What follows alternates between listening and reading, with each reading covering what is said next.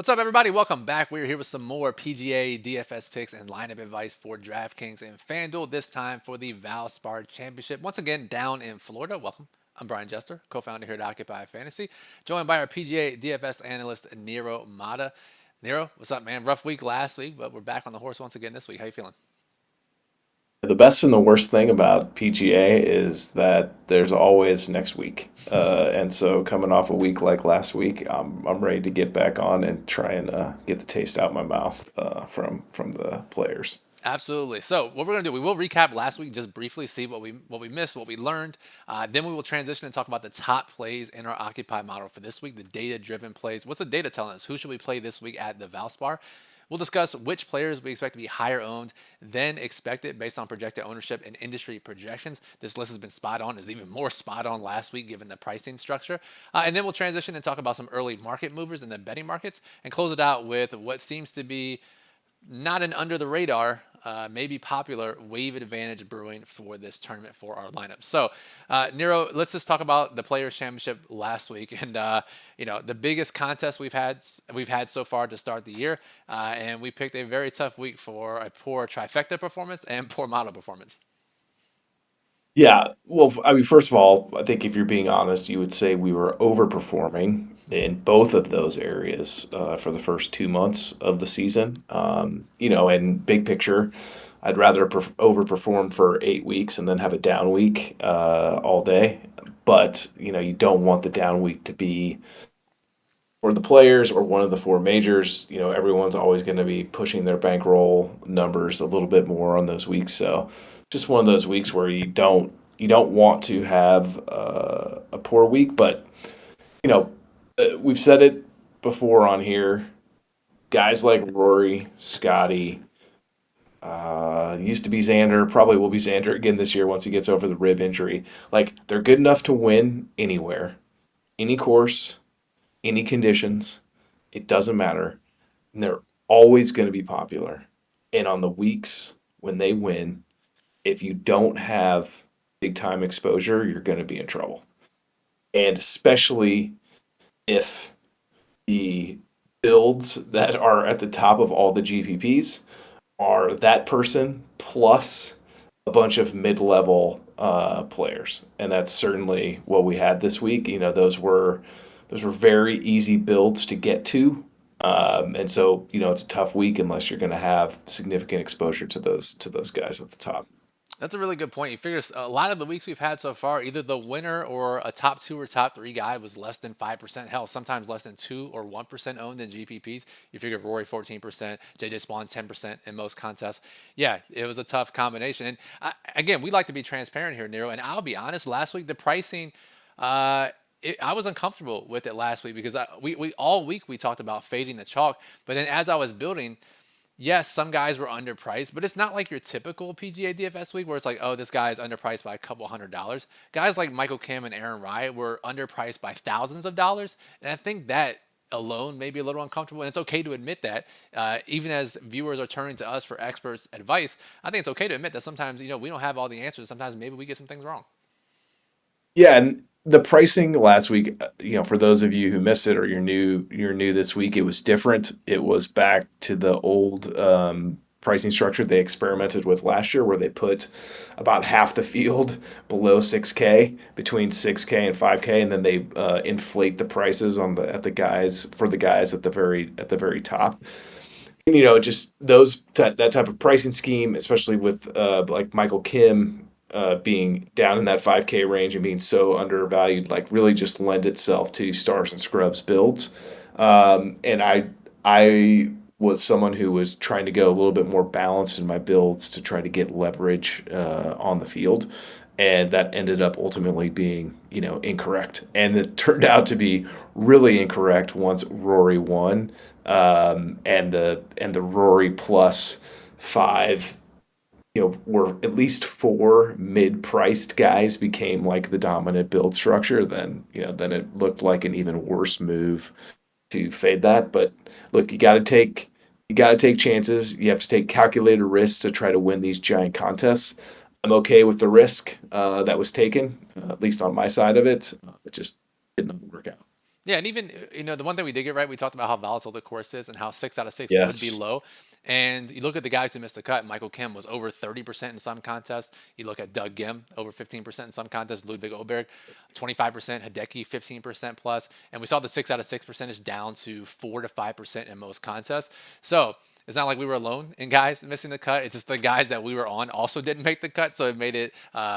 It was disappointing because there was an opportunity to be had. We just didn't find the right guys around it. Yeah, it's look, every week's a puzzle. You're trying to put together a slightly different puzzle every single week. And the more pieces you get right, the better off you're going to be. I think we in some ways you had some pieces of the puzzle right, just not the right pieces. And then the other times when I tried to build balance, I just had the puzzle itself completely wrong. And so, not a good combo when you sometimes get the puzzle wrong, and then on the times where you got the puzzle right, you're like, but I had the wrong pieces. Not a great combination. But we're on to this week to find out which puzzle pieces we should use for the Valspar. And I know those of you watching, still watching, guys, where are the picks? We're here for you. So, top plays in our occupied model for the Valspar Championship. And Nero, it's a little bit of a weird modeling week. A lot of different types of player profiles have done well here. Maybe player profiles that you wouldn't expect based on the course history. But number one in our model this week, a guy has been showing up at the top a lot. Had a great Sunday round, and we've talked about this before. How we like to hit on those guys. It's Shane Lowry, who I think was 5 or 6 under on Sunday. One of the best rounds of the day. Yeah, I mean, really, he played pretty well except for Saturday. It just kind of got blown out the water there on Saturday. By the way, was far from alone in that phenomena, but I thought he played pretty well the other 3 days. He was 12th here 2 years ago. As you mentioned, he's hot. He's got a smattering of very high finishes this year. Very good long iron player, and very good with difficult scoring conditions, which they're absolutely going to encounter this week, and a very good just overall iron player, especially with his shorter irons, and that really plays into the strengths of the course profile. Next one we have in the list, Corey Connors. I mean, he's basically Shane Lowry, but from Canada. I mean, in the sense of the way he hits his irons, he definitely does not have Shane's short game, but Shane is not as good as Corey off the tee. But this is a course that really emphasizes that iron play, and so it's no surprise to see Connors sitting right underneath Lowry at the top of the model. And I will say a little bit of subjective data here. There's some objective data, but this course, the guys don't use driver as much. And if you've had Lowry in your lineups in recent weeks, you've been watching Lowry and following along on TV. You've seen that he's been struggling with his driver off the tee. So to see a course where they're not using driver as much, Nero should help him even further, I would think. Yeah, it's one of those courses that I would consider to be like a technical test of golf. Actually, they just came off one of those courses, TPC Sawgrass. And when I say technical test, it usually means that the you have to move the ball both ways to really do well. You have to be able to hit it from right to left, and you have to be able to hit it from left to right. And that's because you have to be able to fit it around dog legs, and you can't just like blow it over these these areas with by being a long driver. So um, in when there is holes that have a lot of dog legs and tight cutoff areas, then these guys most of the time are going to hit less than driver on a lot of those holes. And so this is the type of course that will take driver out of your hands more often than your average PGA Tour course. Next on our model, number three, he's been high in the model all year, has had great finishes. Got caught in the wave advantage last week near, but Michael Kim still almost made the cut, but continues to look like a great play on paper. Yeah, well, as we've talked about in these videos, just tons of high finishes this year, and then he's top 15 in approach and ball striking, and also near the top in scrambling as well. Just a great fit for this style of course, and clearly in great form. Yeah, and if again we've talked about him before, but his Twitter feed is pretty transparent, and he wasn't going to play this week, but he missed the cut, and he said he took some time to rest, and he's trying to get into the Masters. So extra motivation there and extra rest for a guy who probably need it. So you're looking for subjective factors there. They are for Michael Kim. People may be scared to play him coming off the missed cut last week, but there's a couple guys on this list that missed the cut last week that we will be talking about. Next is Rico Hoey and Nero. Speaking of hot finishes, none were hotter than Rico Hoey in Sunday in those tougher conditions at TPC Sawgrass. Well, I mean, here's my favorite stats from Hoey last week: strokes gained off the tee first, strokes gained tee to green second, and then strokes gained on approach 14th. Now, march it back uh, 2 weeks to the Cognizant. Second, strokes gained off the tee. First, strokes gained tee to green. Third, strokes gained approach. Now, his short game rankings have been nowhere near that, but just the sign of someone who is just absolutely striping the ball right now and hitting it really well. And again, on a course like this, if you can hit it really well, usually you're going to score better than the average. Got that right. It was 6 under, I think, tied with Lowry on Sunday. So if we're looking for the guys to carry over their Sunday momentum, start your lineups Yep. with Lowry and Hoey. And I imagine Hoey will be pretty low owned. Again, projected ownership not finalized yet. We don't even have it up just yet. We're going to continue to monitor that and update it throughout Wednesday evening. Let's see where Hoey falls in. Next is another guy that our model liked and the field really liked last week. He just flat out missed the cut. It's Doug Dim. We're not going to hold it against him, Nero, but another great fit. Yeah. Again, if we look at those top 10 rankings, top 10 in approach, top 10 in ball striking, top 10 off the tee, maybe he got a little bit of extra rest, missing the cut, should be refreshed and ready to go. And we know from these videos previously that he's had a number of good but not great finishes this year, but his ball striking stats have been very solid throughout. So he certainly would seem to be a good bounce back candidate this week. Next at the top of the board, three of the next four guys are higher priced. It's Xander, Tommy Fleetwood, Sepp Straka. Fleetwood, model of consistency. Straka, we know can spike. The question I have for you is Xander. Is he going to return the form this week? I still haven't seen. Again, I haven't been monitoring super closely, but I still haven't seen that glimmer of hope from Xander that he's fully back yet. Curious to see if you've seen differently. I think what you would want to see is you'd want to see at the very least like a really low round. Now he's played two difficult courses. Um, you don't take a lot of confidence from the fact that he shot 77-81 on the weekend at the Players and moved himself into DFL for the guys that made the cut. Now, part of that could be just a little, general disinterest. Some of those very, very elite players, when they're completely out of it, are going to spend the round that they're playing working on stuff rather than trying to score really well. So there could be some of that in there. But his ball striking stats were not great. They were better at the Arnold Palmer actually the week before. The thing that he has in his favor this week is he's played here twice and he's finished fifth and 12th. So two really good finishes, very tough golf course. We've seen guys that are far lesser players than Xander, show up at a place that they really like and all of a sudden find form.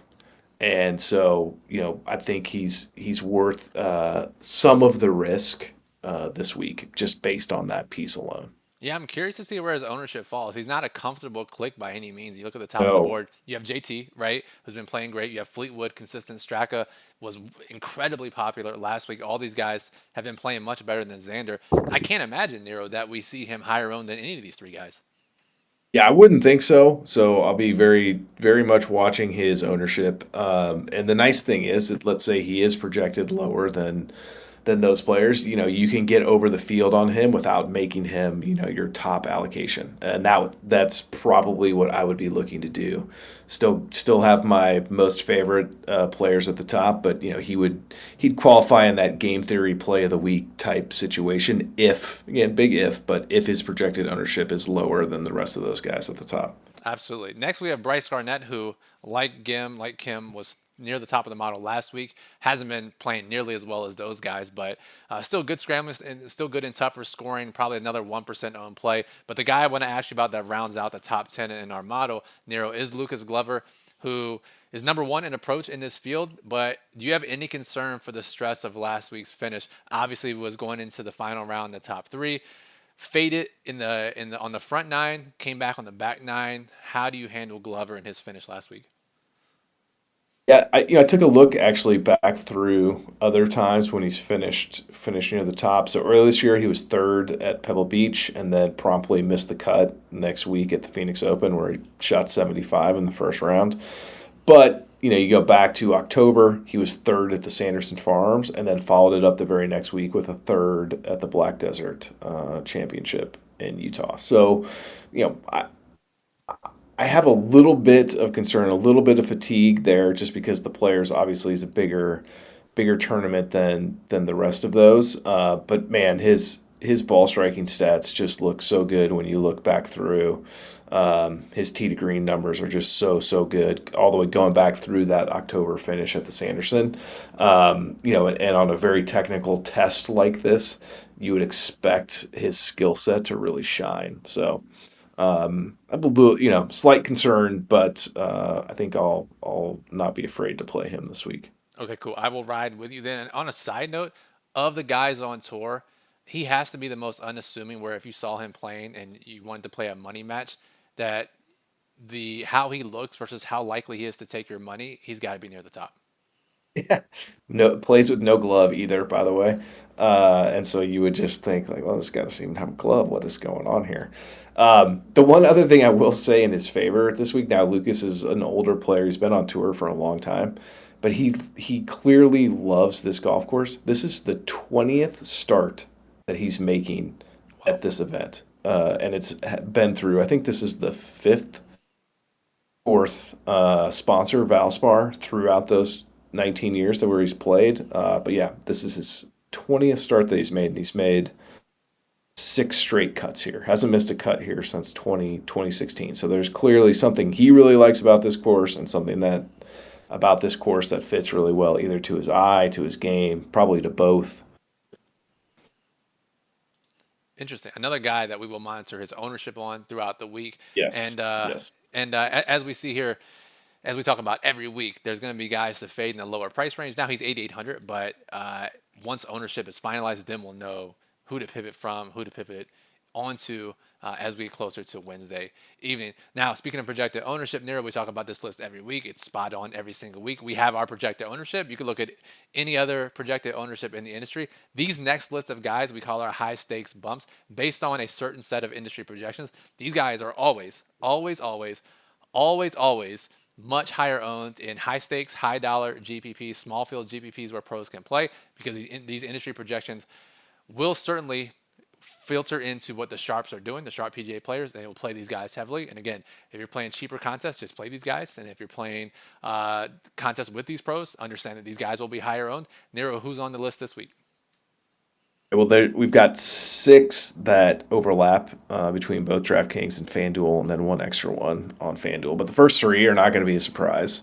We've already talked about all three of them: Fleetwood, Connors, and Lowry. Again, you've got guys there who are projecting well in models because of how good of ball strikers they are. You've got some good course history mixed in with those three, and then you've got a little bit of a weaker field this week. Not nearly as weak as we've seen some of the weeks this year, but just a little bit weaker. A lot of the very top players aren't playing outside of Schauffele. So that's not surprising. And the other three maybe a little surprising in Bridgman, Highsmith, and Max McGreevy. But I know McGreevy, for one, has already moved significantly in the markets. And you might be getting a little bit of that with Bridgman and Highsmith as well, which then just means they just become like, when they're early market moves, they just become glaringly underpriced by any type of projection system. And that's just makes them, more popular for the high stakes players. So that same list: Fleetwood, Connors, Lowry, Bridgman, Highsmith, McGreevy on FanDuel, plus the player we just talked about, Lucas Glover, who's a little more underpriced on FanDuel than he is on DraftKings. I will say, we talked about Xander, and we mentioned these guys not being as quality, but if you just blind swap their 2025 resumes, you would think that Bridgman, Highsmith, and McGreevy all are Xander Schauffele based on how they've performed so far this year. Yeah, totally. Well, I mean, Highsmith's already won. Bridgman's had a number of good finishes. Same with McGreevy. Probably a little bit higher on McGreevy for the career ceiling out of that group than Bridgman and Highsmith. But all three of them have been playing, very, very good golf and would, completely fly under the radar of the average golf fan who would have no idea who any of the three of those guys are. Exactly. All right. You mentioned early market moves for McGreevy. We still don't have any early trifecta plays, which is where all the sharp sports books that we monitor, those guys have seen their odds to win improve at every book. We don't have any yet, but Nero, we do have a couple that have overlapped at multiple books. Who are our early eyes on in the markets? We've got four that have moved at two of the three that we monitor, and that'd be Jordan Spieth, Sam Burns, Mackenzie Hughes, and Adam Hadwin. Spieth, is extra interesting because, like, I'm not sure how if you watched him play last week. Yeah, I know he got off to the hot start and then just totally gave you the full Jordan Spieth experience for the rest of the 4 days. Um, Not sure what would give you a lot of confidence at a technical type of test like this. But one thing I do know at this course, you need to get up and down. Greens are small. Short game comes in no matter how good you're hitting the ball. And obviously, despite Jordan's struggles over the last few years, still obviously an elite short game player. So we'll be keeping our eyes on all four of those guys, and see if any of them or anyone else comes into the center of the trifecta radar by the time we hit Wednesday night. And I have a feeling that the weather may play an impact here. We could see if this wave advantage Yes. materializes, we could see the trifecta plays or the market movers reflect that. So let's close out the show, Nero, with this expected wave advantage. Maybe one of the clearest ones we've seen all season. Obviously, we got the one right, Yep. I'll say by accident, a couple weeks ago. And then there was one last week, again, that was completely unexpected. And again, one that we weren't really sure how it happened or why it happened.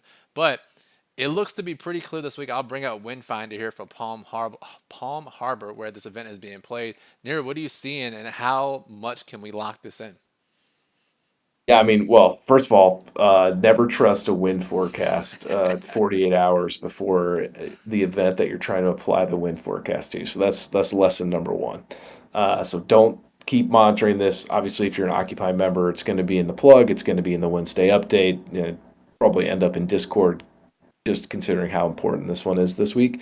But when you look at it, you rarely see it where it's just that clear, where it starts off pretty calm on Thursday, a front or something moves through Thursday afternoon that really kicks up the wind, kicks up the gusts and the sustained winds from 20 to 25 miles an hour, and that wind hangs on through Friday morning, and then right when the front blows out, right around midday on Friday, then of course, all the guys who have just played 36 holes in that wind go off the course, and the guys that played in the calmer conditions Thursday morning get to come back on the golf course to calmer conditions on Friday afternoon.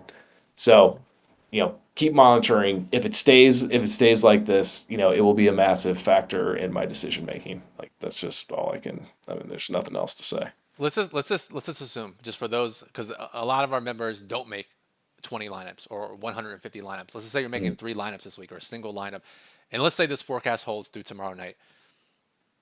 I would say, I'm sure you'd agree, our advice would be, if this holds like this, all 6 of your golfers in your classic contest should be in that Thursday AM, Friday PM wave. I'm curious to see if you think otherwise. Oh, 100%. If you're making less than 3 lineups, even if you have 18 different golfers, I would try and get like 16 of those 18 guys in the Thursday afternoon, Friday morning, at least 15 of them.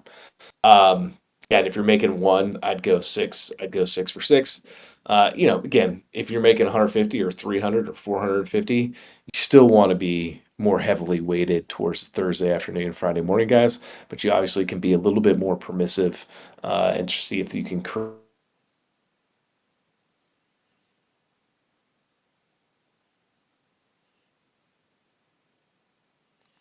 So Nero's audio cut Night out. going to bed, or if you wake up. Oh, sorry. No, your Are audio we cut back? out. Audio cut out just a little bit. Nero, just the final maybe sentence or two, just so people can get the recap. Yeah, I was just gonna say that if this is the way the forecasts look Wednesday night or Thursday morning, if you're up before lock, like you need to play it, and I would play it quite heavily. Same thing goes for Showdown as well. For those of you playing Showdown, our model rankings will reflect this wind in the classic rankings as well as Showdown. So couldn't be clearer for Showdown as well. Stack the guys in the afternoon on Friday. Not as clear, but a little clear on Thursday. Play the guys early in the morning. So again, monitor this forecast throughout the week, and we got you at Occupy Fantasy in our daily plug in the Discord with the latest wind forecast. So that'll do it for this video. Appreciate you watching. Make sure you're subscribed to the channel. We got some special content coming soon, so make sure you're subscribed. It's free to do so. You don't want to miss that. Just click subscribe below this video. Give us a thumbs up if you like the content. Any questions? Comment on the video. Any comments in general also help the channel. So if you have a comment, you want to help the channel out, drop a comment below. And we appreciate you. So all of your extra tools and advice and research can be done at occupyfantasy.com for PGA DFS. Memberships as low as $7 per week, so go check that out. Link is in the description below. For Nero, I'm Brian. Thank you, everyone, for listening. As always, we appreciate you. Good luck and enjoy the Valspar Championship.